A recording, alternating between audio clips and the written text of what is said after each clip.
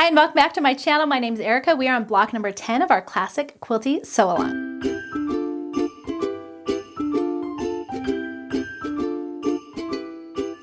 So we are sewing along all 12 ornaments of my classic Quilty ornaments this year, right here on YouTube and on my social media. So make sure you're following along. You can follow and post with hashtag classic Quilty ornaments. You can also make sure to tag me at Erica Arndt so I can see what your guys are making. And if you tag me, I'll also reshare your images on my social media. So we're just having a lot of fun sewing along, and don't worry, we're gonna finish in time to decorate for Christmas and have all kinds of fun decorations for our sewing room or our home.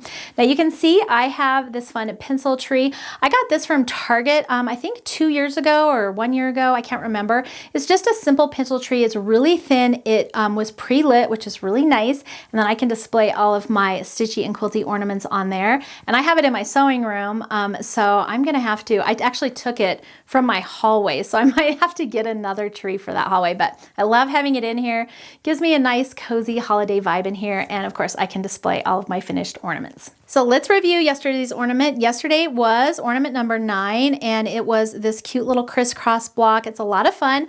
I was suggesting you can hang it like I did, or you could even put your hanger right here on the corner so all of your ornaments are hanging diagonally, or you can mix it up and have some fun. But that was a really fun ornament. So ornament number 10 is this one. Now I was trying really hard to do a classic weather vane quilt block here, and the pieces for these corners were just so small that I ended up doing what you see here instead, because some of the pieces on there were just going to be so tiny, and I wanted to try and keep these as beginner friendly as possible. They are tiny pieces, but they're not hard to work with. You just have to, you know, pay attention to that 1/4 inch seam so that everything lines up, but really they're easy. And so I love how it turned out. It's definitely a little bit different than the traditional weather vane, but that was my original inspiration for this block.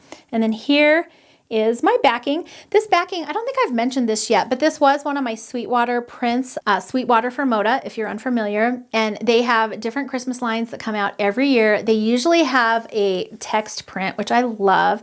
And I almost always end up using those for my backings because they're just so much fun. And one of them, if you can still get your hands on it, this is an older print, but it's called Cookie Exchange. And their fabric actually had actual recipes on it. And so while you're sitting there snuggling under your quilt, you can read all the different recipes, and they are actual recipes, so you can even go make one of them. So I don't know if you can still find it. I have some in my stash, but it was a print from a few years ago, so I just thought of that just now, but it was a lot of fun. But anyways, their prints are always fun, and they have cute little different text fonts and different words on there, so they're just a lot of fun, and I think they're great for backgrounds. But anyways, here is block number 10. Now this block, I did press my seams open just because I've got some points coming together right here. I just think it makes it a little bit cleaner when you're, you know, putting all of those pieces together. There's potential for a lot of bulk in these seams right here.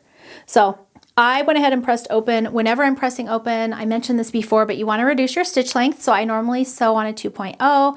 You do want to reduce it to 1.5 or so, just so that your seams don't pop open when you're pressing them open. But I think it makes these little blocks come together a lot nicer.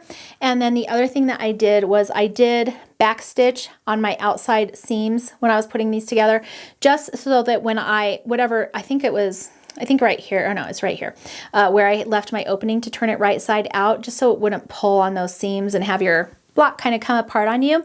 But if it does, don't worry about it. You can just restitch that seam, put it back together, and you'll be fine. So don't stress out over these ornaments. Just have a lot of fun with them. And I hope you are enjoying this sew along. If you are, please make sure to thumbs up and subscribe. And also hit that notification bell so you don't miss out on any upcoming fun. So that's it for block number 10. Stay tuned for the next video. We will check out block number 11, and then we are almost done with our sew along, and it'll be time to decorate. So thanks for hanging out with me today. I hope you enjoyed it, and I will see you next time.